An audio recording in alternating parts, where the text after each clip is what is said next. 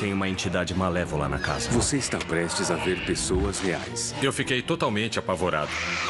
Revivendo encontros paranormais horripilantes pela primeira vez. Aquilo me deixava completamente apavorada. Quando múltiplas testemunhas acabam com qualquer sombra de dúvida. Ainda bem que não sou só eu. Eu escondi isso por 30 anos. Prepare-se para sentir medo. Sobrevivente paranormal. Várias testemunhas.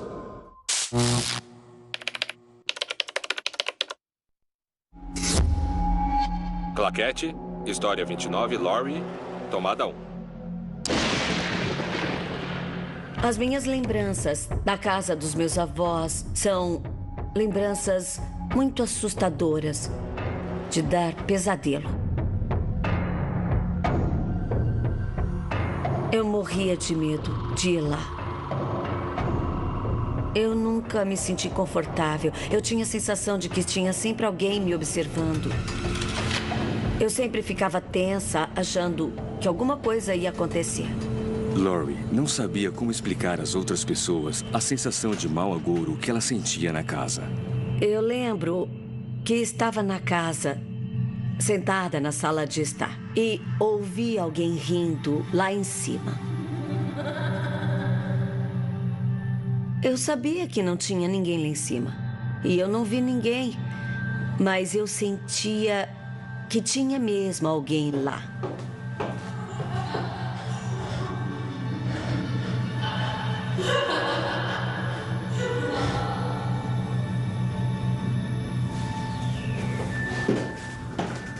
A risada que eu ouvi não parecia uma risada assim alegre, como se alguém estivesse rindo de uma piada. Era uma risada meio sinistra, uma risada do tipo: eu vou pegar você. Laurie não era a única sensível à atmosfera da casa. O primo dela também sentia. Quando o tempo não estava bom, a gente ia brincar no porão.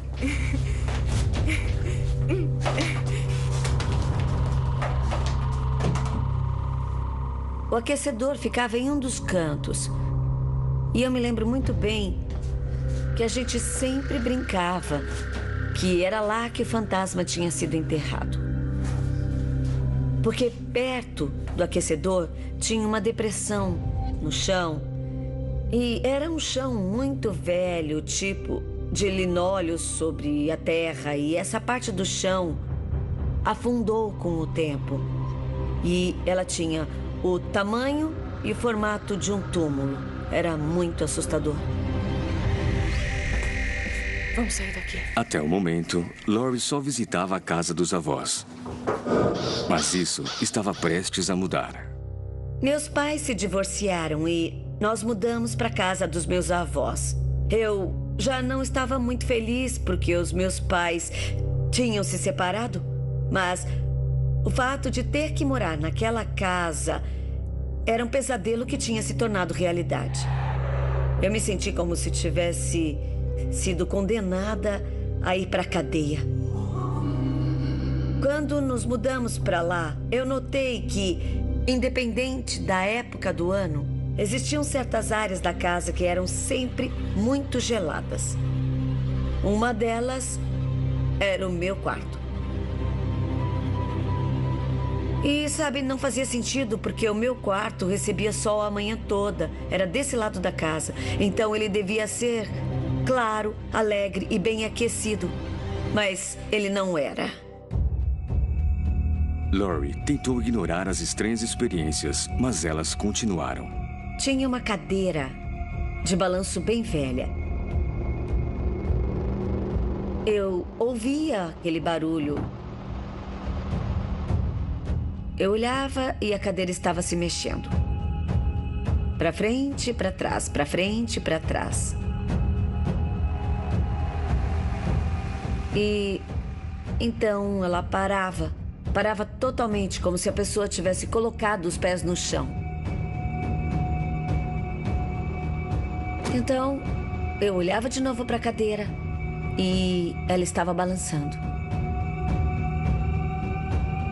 eu sempre tinha a sensação de que alguma coisa estava prestes a acontecer.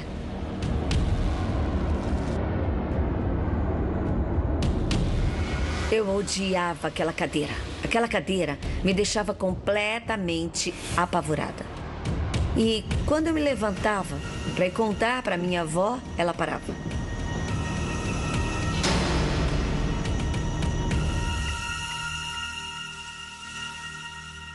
A minha avó era uma pessoa muito religiosa. Então a gente tinha muitas imagens de temas religiosos espalhados pela casa. Então eu pedi para minha avó uma imagem da Nossa Senhora para colocar no meu quarto. Eu esperava que aquilo fosse diminuir as aparições, ou seja lá o que era aquilo. Mas a entidade não se intimidou. A imagem literalmente caiu da parede. O prego ainda estava na parede, então ele não caiu da parede. A imagem foi retirada do prego. O gancho ainda estava na imagem, intacto. De manhã eu me arrumava para ir para a escola. Eu tirava as roupas da gaveta, eu fechava a gaveta, vestia a roupa e quando eu me virava, todas as gavetas estavam abertas. Eu fechava as gavetas, ia ao banheiro e quando voltava para o quarto, todas as gavetas estavam abertas. Meus pertences sempre iam parar em outro lugar. A minha mãe e a minha avó viviam dizendo que era só a minha imaginação e que eu tinha que parar com essa bobagem porque eu estava assustando as crianças mais novas. Um espírito pode escolher, na maioria das vezes, com quem ele quer se comunicar. E, às vezes, ele pode encontrar pessoas que são mais abertas para vê-los. E o que eu descobri nas minhas viagens de investigação é que crianças são mais suscetíveis a ver os espíritos. E é provável que uma criança já tenha visto alguma coisa que uma pessoa comum provavelmente não viu, ou pelo menos não quer ver.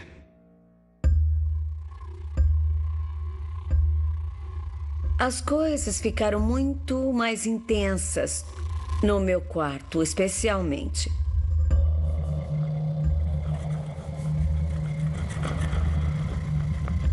Eu comecei a ouvir como se alguém arranhasse a parede. Como se alguém estivesse preso na parede tentando sair. Arranhões muito fortes. E eu sentia que tinha alguém bem atrás de mim. E eu sentia que não conseguia respirar quando isso acontecia, como se isso tirasse todo o ar do meu quarto. Eu me sentia sufocada. Aquilo me deixava apavorada. Eu achava que ia morrer. Em algum momento, isso acabava recuando para o outro lado da cama.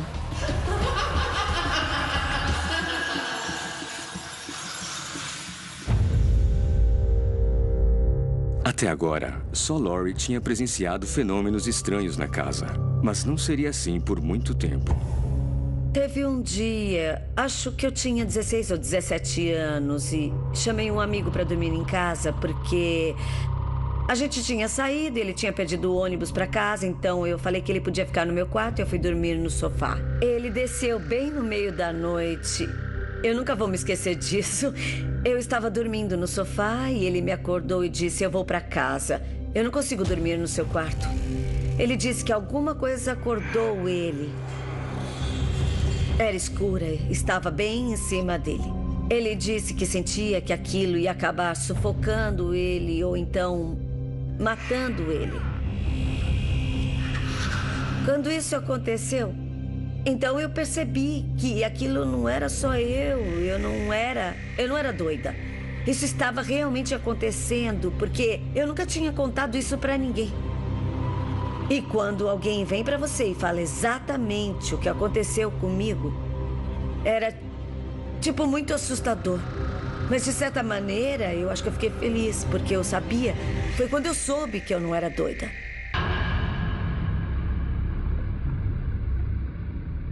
Então, um dia, as minhas amigas e eu resolvemos tentar descobrir quem poderia ser.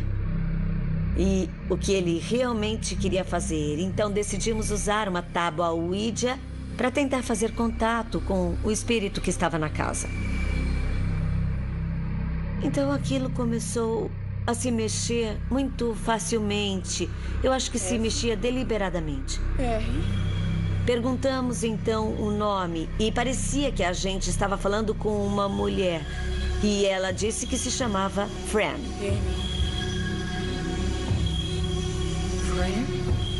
Uma das minhas amigas acabou ficando com muito medo e quis parar de fazer aquilo. Então ela saiu do círculo. Eu perguntei se a Fran era a mulher que eu costumava ouvir rindo em diferentes ocasiões e se era ela quem estava abrindo as minhas gavetas. A Fran disse que ela tinha morado naquela casa. E ela nos disse que ela tinha cometido suicídio. Se você é alguém que invoca espíritos ou você mexe com, sabe, magia ou esse tipo de coisa, isso tem influências negativas. Se você for até a casa de alguém, é possível que um espírito veja você como uma espécie de ameaça. Uma noite, estava no meu quarto dormindo e alguma coisa me acordou. Então eu vi uma mulher parada lá.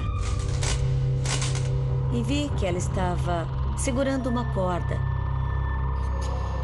E ela estava olhando para mim.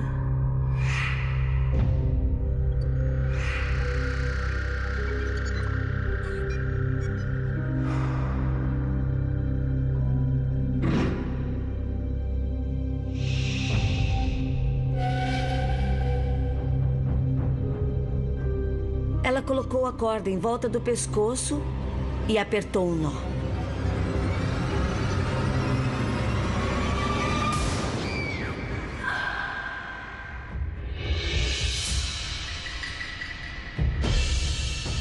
Eu estava indo para a beirada da cama.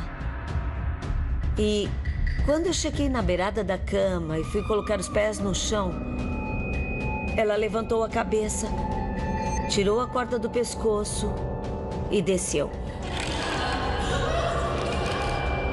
Eu fiquei com tanto medo que eu levantei e saí correndo.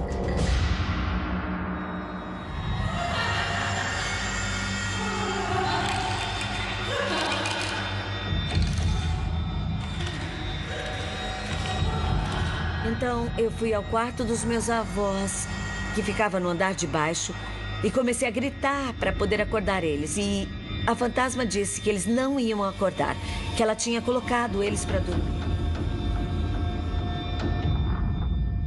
Laurie estava com tanto medo que ficou acordada a noite toda. Meus avós acordaram de manhã e eu perguntei para eles se por acaso ouviram alguma coisa de noite. Eles disseram que não. Ela ainda está lá, mas nunca me tocou e não fez muitas coisas. E assim que eu fiz 18 anos, eu fui embora daquela casa. Então, eu me mudei com as minhas amigas que estavam se mudando para Virginia Beach e eu fui junto. Eu ainda estou tentando me recuperar do que eu passei naquela casa. E eu acho que vou ser assombrada por essa experiência pelo resto da minha vida.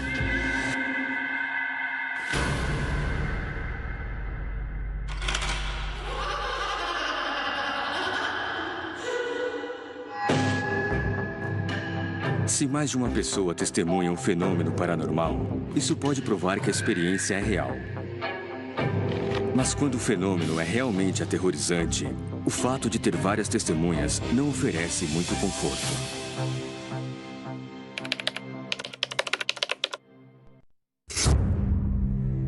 Claquete, História 27, Frank, Tomada 1. Essa é a primeira vez que eu conto essa história publicamente. Quando eu conheci a Márcia, ela era garçonete e trabalhava para mim em um restaurante. Com o passar do tempo, ficamos amigos e começamos a namorar. eu levava pelo menos 1 hora de carro para ir ver ela, então estava ficando bem cansativo. Nós discutimos a ideia de alugar um lugar mais perto de onde eu morava, para ele não ter que dirigir tanto depois de sair da minha casa. Eu ainda morava com os meus pais. Encontramos uma casa para alugar em Mount Tabor. Na verdade, eles queriam alguém para dividir a casa. E as outras pessoas só ficavam lá durante a semana. Funcionou perfeitamente pra gente, porque ele estava bem perto e não precisava dormir no sofá da casa dos meus pais. Frank se mudou para a casa nova. Ele estava animado com o relacionamento com Márcia. 4 ou 5 semanas de eu ter me mudado, eu estava na sala e as cortinas começaram a se mexer.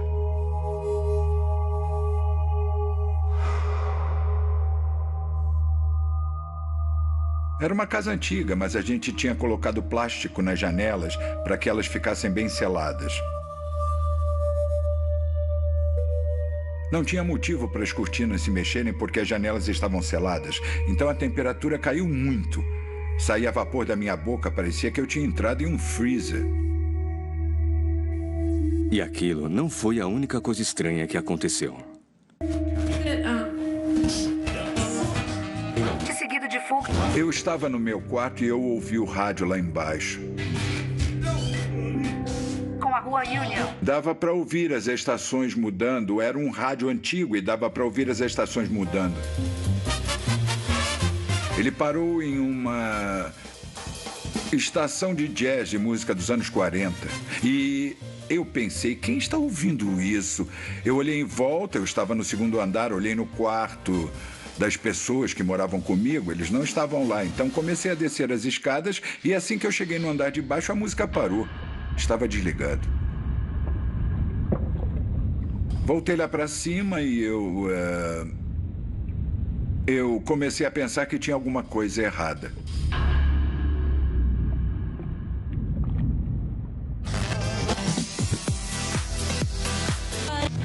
Alguns minutos depois eu ouvi o rádio ligar de novo. Eu voltei lá para baixo e quando eu cheguei, ele desligou.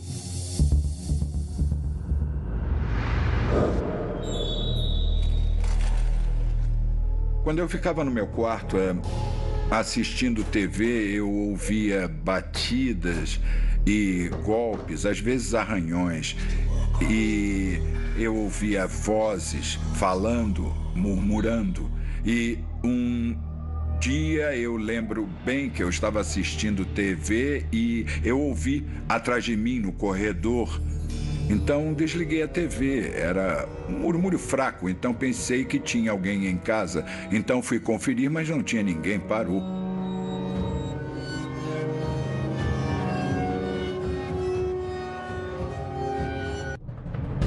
Frank parou de ignorar esses fenômenos estranhos.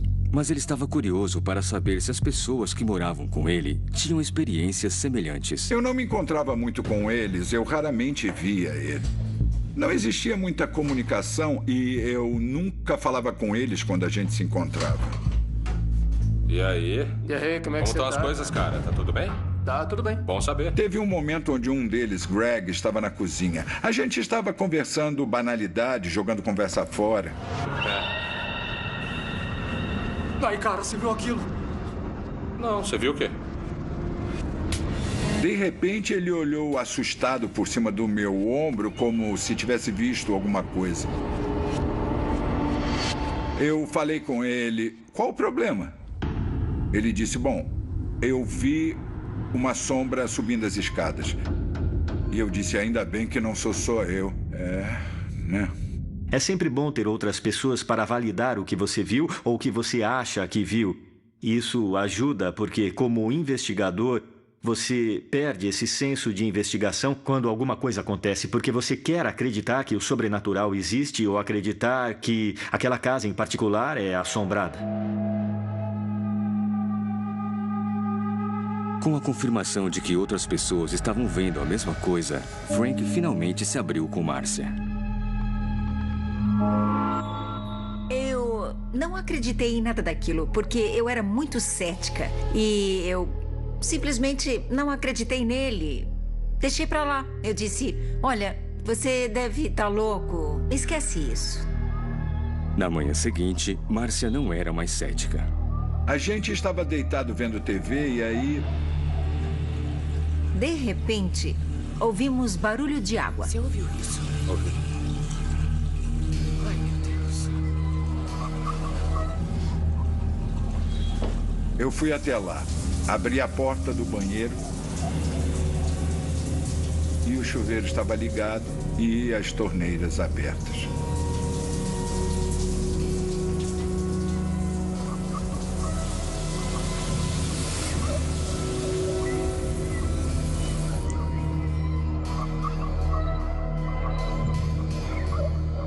Então eu fechei tudo, deixei a porta aberta, voltei para o quarto. 6 ou 7 minutos depois, de repente começamos a ouvir shhh, e ela falou, não pode ser.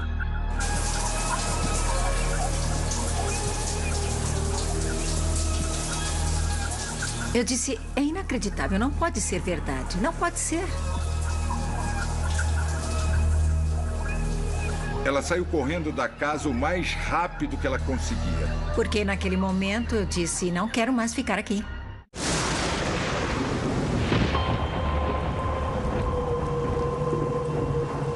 Frank estava perdendo a paciência com a casa.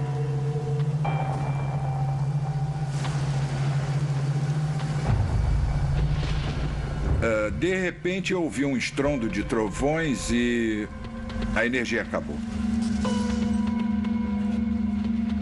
Eu não sabia se era só na minha casa ou no bairro todo, eu não tinha certeza, então fui lá para baixo. Fui até o porão, porque o disjuntor ficava no porão. Encontrei o quadro de distribuição. Enquanto eu fazia isso, ficou muito frio. Eu senti alguma coisa atrás de mim. Eram 2 luzes vermelhas, olhos, não sei dizer o que eram. Fui correndo em direção às portas que se abrem para o quintal. Eu abri a tranca, abri a porta.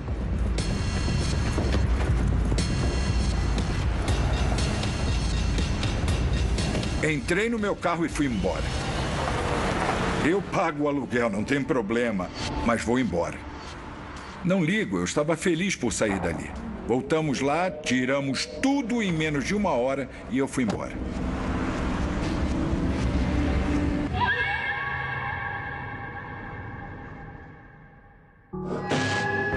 Ser expulso da sua casa por uma entidade é uma experiência assustadora. Mas algumas pessoas não podem ir embora, mesmo quando a família inteira está sendo aterrorizada.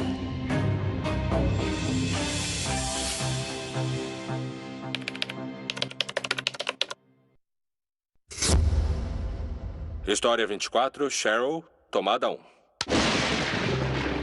Meu nome é Cheryl Arnott, sou de Lakewood, Pensilvânia. Ken é meu marido. Nos conhecemos na internet há muito tempo. Decidimos nos juntar e arrumar um lugar para morar. Encontramos uma casa que ela parecia uma casa de rancho. Me apaixonei por ela logo de cara porque a cozinha tinha exatamente o tamanho que eu queria. Quem se mudou para lá foi eu, Ken, meu filho e minha filha. Parecia que era seguro porque era uma boa região. Era um lar. Ia ser um lugar para dividir lembranças, um lugar para dividir nossas vidas. Cheryl e a família dela tinham tudo o que eles queriam. Mas isso foi só nos primeiros dias. A primeira vez que eu percebi uma coisa estranha foi quando fui recolher a roupa suja. Como sempre, fazia isso 1 vez por semana. Eu estava separando as roupas e, de repente, tive a sensação de que eu não estava sozinha. Parecia que tinha mais alguém ali. Então, o que eu fiz foi tirar a cesta da minha frente. Eu olhei em volta no corredor. E, então, eu achei que tivesse alguém ali, mas eu não vi ninguém. Você pode ver alguma coisa com o canto do olho, um movimento, e claro, o movimento faz você virar a cabeça para olhar, mas quando você vira a cabeça não tem nada lá, mas você sabe que viu alguma coisa, porque alguma coisa se moveu.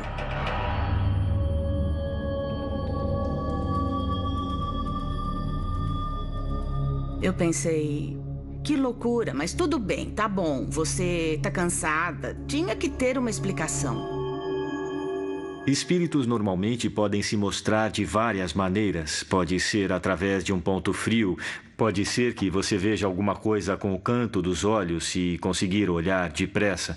E muitas vezes o que chamamos, eu gosto de usar o termo corrente fantasma. De repente, você sente uma brisa, ela pode passar por você, ou talvez alguma coisa se move, uma cortina, um objeto, só para você saber que eles estão ali. Eles podem fazer isso. É mais uma forma de comunicação, é uma manifestação de energia. Mas a procura de Cheryl por respostas só traria mais perguntas. Eu estava no quarto. E aí senti alguma coisa se esfregando na minha perna. Achei que fosse meu gato. Então, fui afastar o gato e quando eu olhei não tinha nada lá. Então, não era o gato. Estava se esfregando na minha perna, estava insistindo em chamar minha atenção. Você não pode, sabe... Palavras não podem descrever a sensação, porque você pensa que é só que não é real, porque não poderia estar acontecendo. É assustador, porque é um contato físico. Alguma coisa encostou em mim e eu não via nada encostando em mim. Não dá para entender. Eu não comentei isso com ninguém por um tempo. O Ken foi a primeira pessoa para quem eu contei. Ele não acreditava no que ele não tinha sentido nem tinha visto.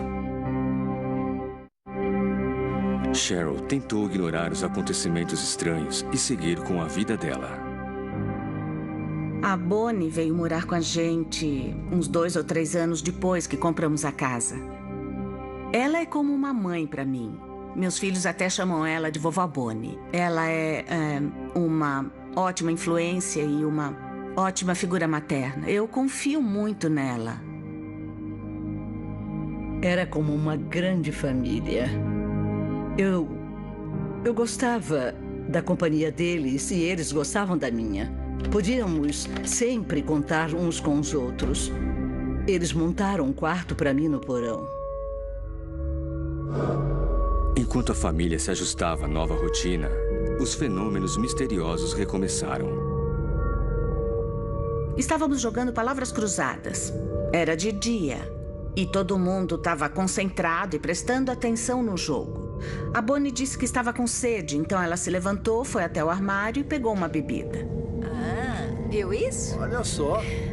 Você acertou. De repente, eu olhei para a lata e ela se mexeu. A lata estava se mexendo sozinha. Eu cutuquei o Ken. Fiquei apavorada. Eu não conseguia falar. Eu estava boquiaberta. Eu fiquei apontando e cutucando e apontando para aquela coisa, fazendo... Não saía mais nada. Então, de repente, a lata fez... Eu estava apavorada, porque eu pensei que a qualquer momento a lata ia sair voando. Ela não ia me acertar, eu estava pronta para sair correndo. Quando nós 3 vimos, a gente sabia que tinha alguma coisa naquela casa. E essa coisa queria chamar nossa atenção, mas quem, o quê, por quê, onde, tudo isso eu não tenho a menor ideia. O nosso maior medo era o que poderia acontecer depois. A família estava no limite. Depois daquele dia, a atividade na casa começou a aumentar e toda vez que eu estava saindo da cozinha, indo para a sala e eu via alguma coisa se aproximando, eu achava que era o Ken, porque a sombra, ou seja, lá o que era do tamanho dele. Ele mede 1,90 e ela vinha na minha direção. Eu virava pensando que era o Ken, e quando eu me virava não tinha nada lá. Eram sempre sombras, sombras escuras. Eles procuraram maneiras de afastar a presença indesejada. Eu pensei em mudar de casa, mas acontece que uma mudança não era uma opção, porque tudo que a gente tinha estava ligado àquela casa. A gente não podia dizer, tá legal, cansei de você, casa, adeus. Não dá pra colocar tudo na bolsa e simplesmente ir embora. Não tínhamos pra onde ir. Bonnie logo se arrependeria da decisão de se mudar para aquela casa. Eu estava na mesa, eu estava sozinha. Estavam todos dormindo. Eu ouvia um barulho atrás de mim. Eu achei que fosse uma das crianças que estava tentando me assustar.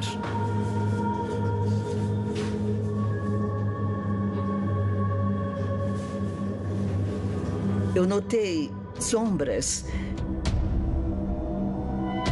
Então comecei a prestar mais atenção.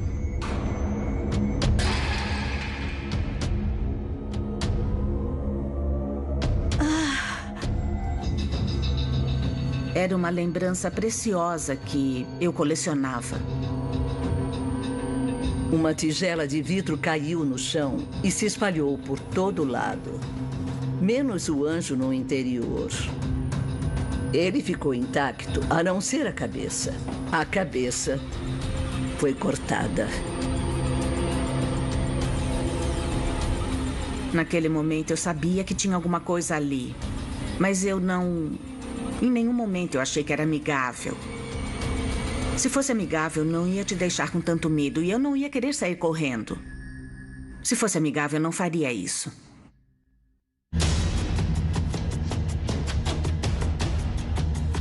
Uma noite, meu filho estava no quarto dele. Ele já tinha ido dormir. Ele tinha uma namorada, ela se chamava Nicole.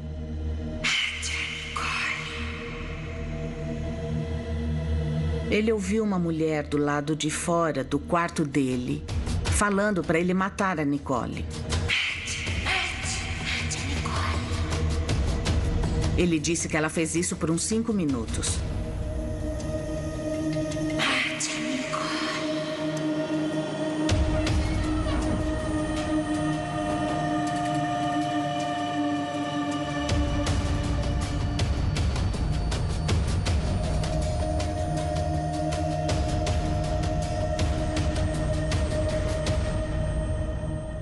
Meu filho ficou apavorado. Qualquer um ficaria.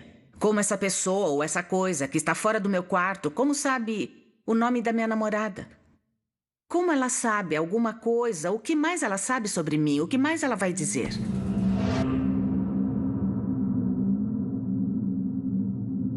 Quando amanheceu, Cheryl achou que ela estava segura. Eu levantei e fui tomar banho. Eu estava lá tomando banho, tinha coisas para fazer, eu estava planejando meu dia.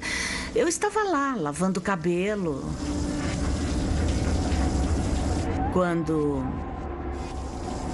eu senti uma mão. Depois de experiências com uma entidade maligna em sua casa, Cheryl Arnold e sua família viviam constantemente com medo. Fui tomar banho. Eu estava lavando meu cabelo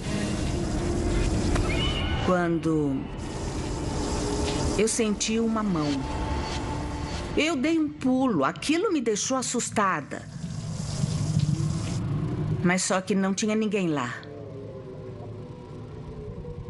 Aquela coisa estava tentando chamar minha atenção e me assustar. Porque se fosse amigável, não ia me assustar daquela maneira. Eu saí de lá e nunca mais voltei naquele banheiro para tomar banho ou qualquer outra coisa. Algumas semanas depois, os fenômenos ficaram mais bizarros. A gente estava na cama, assistindo TV. Vi uma coisa se mexendo, uma névoa. se movendo em câmera lenta. O Ken disse: "Ah, meu Deus, tá vendo isso?" E foi... o que você fica confuso, porque você pensa... isso não é normal, isso não acontece, isso é uma loucura. Ninguém estava dormindo, ninguém acordou de um sonho.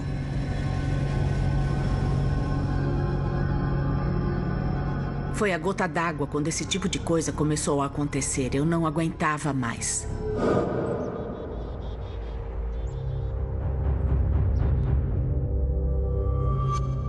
Fui até a cozinha, estava conversando alguma coisa com o Ken, eu não lembro o que era. A gente estava lá conversando.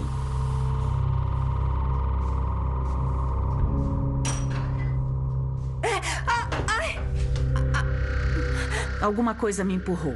Eu bati na porta e caí. Eu caí de costas no chão. O Ken veio me ajudar, eu pensei, ah, meu Deus, eu estava lá e não foi...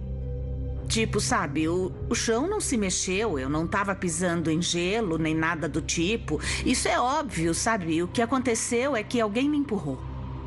Eu fui empurrada. Eu fui jogada, não era nada amigável. Se fosse uma pessoa na rua, sabe? Uma pessoa não ia admitir isso, porque você pode chamar a polícia se alguém te empurra assim, desse jeito. Sempre que anoitecia, a família tinha medo do que poderia acontecer.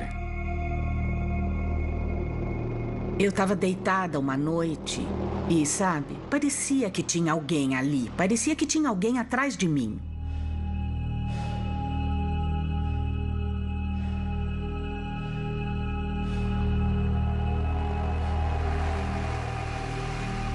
Naquele momento, eu não me sentia segura na casa.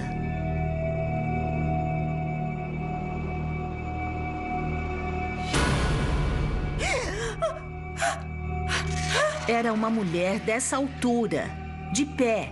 Não era uma criança, era uma mulher adulta.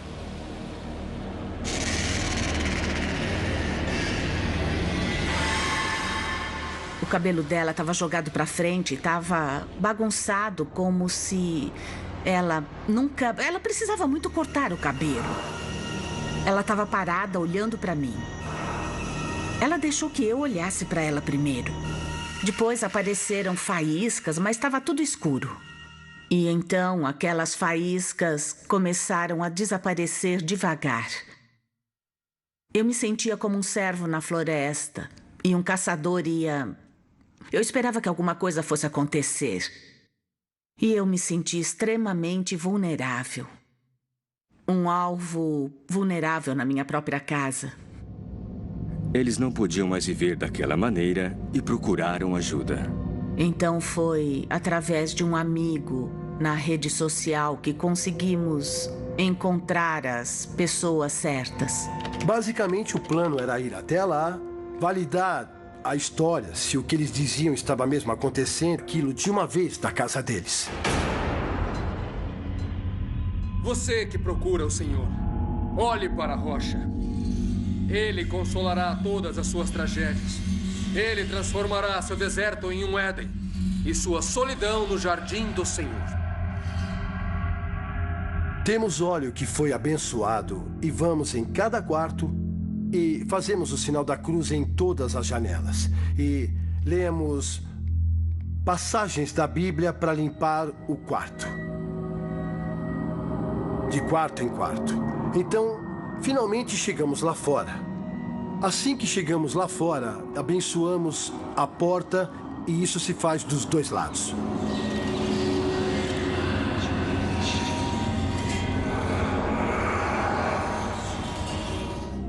Depois que o Keith e a equipe dele vieram, ficou tudo muito mais calmo. Agora eu posso respirar aliviada e não ficar preocupada com o que eu vou ouvir ou o que eu vou ver agora. Foi Deus que enviou ele, é isso que eu penso. Ele foi enviado por Deus. Ele e a equipe dele são pessoas incríveis.